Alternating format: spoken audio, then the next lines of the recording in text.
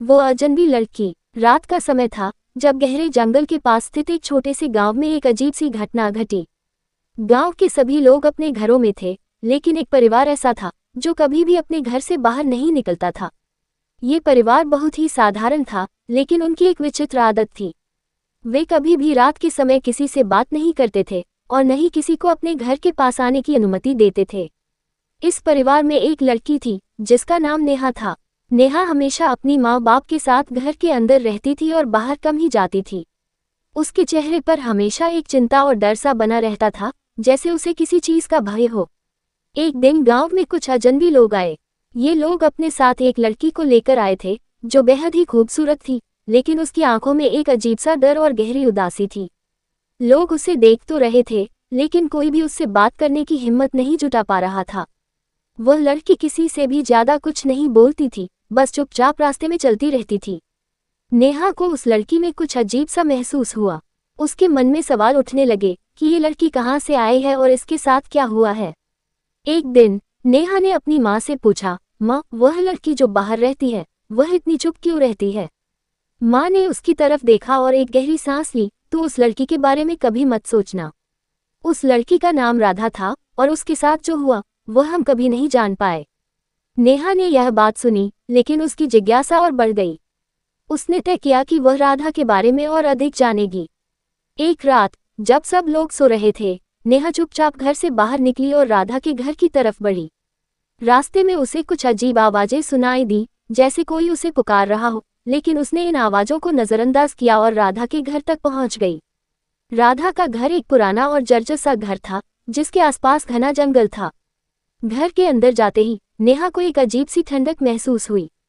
कमरे में घुसते ही राधा की पीली रोशनी वाली आंखें नेहा पर पड़ी। वह लड़की चुपचाप बैठी थी और उसकी आंखों में एक खौफ था। नेहा ने धीरे धीरे उसकी तरफ कदम बढ़ाए और उससे पूछा, क्या हुआ तुम्हें? तुम इतनी डरी डरी क्यों हो? राधा ने धीमे से कहा, तुमने आकर बहुत बड़ी गलती की है। अब तुम भी मेरे जैसा बनोगी। नेहा ने ये सुनकर चौंकते हुए पूछा, क्या मतलब? तुम क्या कहना चाहती हो? राधा ने अपनी आंखें बंद कर ली और धीरे से कहा, ये घर सिर्फ मुझे ही नहीं, बल्कि कई औरतों को भी अपने में समेट चुका है। यहाँ आने से पहले हम सब भी तुम्हारी तरह थे, लेकिन अब हम कभी नहीं निकल सकते। जो इस घर में आता है वह कभी बाहर नहीं जा पाता। नेहा को अब डर महसूस होने लगा। उसने जल्दी से वहां से बाहर जाने की कोशिश की, लेकिन जैसे ही उसने दरवाजे का हैंडल पकड़ा, वह बंद हो गया। अब वह अंदर फंसी हुई थी। राधा की आवाज गूंजने लगी, अब तुम्हारी बारी है। अब तुम भी कभी बाहर नहीं जा सकोगी। नेहा का दिल जोर जोर से धड़कने लगा। अचानक कमरे की लाइट बंद हो गई और अंधेरा छा गया। अब केवल राधा की आंखों की पीली रोशनी और कमरे में गहरी सन्नाटे का एहसास हो रहा था। नेहा ने अपने डर को नजरअंदाज करते हुए राधा से पूछा, तुम क्या करोगी? मुझे बाहर जाने दो। राधा ने मुस्कुराते हुए कहा, अब तुम नहीं जा सकोगी, क्योंकि यह घर तुमसे अब जुड़ चुका है। अब तुम्हारा हिस्सा बन चुका है। नेहा ने डरते हुए उसकी बातों को नकारा और एक जोर से चीखी, मुझे जाने दो। लेकिन उसकी चीख को किसी ने सुना नहीं। उसी पल उसने देखा कि राधा की आंखें अब और भी डरावनी हो गईं और उसकी शक्ल भी कुछ बदली सी महसूस हो रही थी। वह लड़की अब पूरी तरह से एक अजनबी और डरावनी शक्ल में बदल चुकी थी। नेहा का दिल जोर जोर से धड़क रहा था। वह समझ चुकी थी कि अब उसे इस घर से बाहर निकलने का कोई तरीका नहीं है। रात भर उसने राधा से बाहर जाने की गुहार लगाई, लेकिन सुबह होते होते वह खुद भी उसी तरह बदल चुकी थी।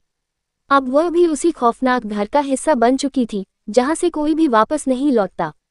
इस घटना के बाद गांव के लोग कहते हैं कि आज भी उस घर में 2 अजनबी लड़कियां बेतहाशा घूमती हैं। अगर वीडियो अच्छी लगी हो तो प्लीज वीडियो को लाइक कर दीजिए और चैनल को भी सब्सक्राइब कर दीजिए और बेल आइकॉन को भी प्रेस कर दीजिए, जिससे हमारी अगली वीडियो सबसे पहले आप तक पहुंच सके।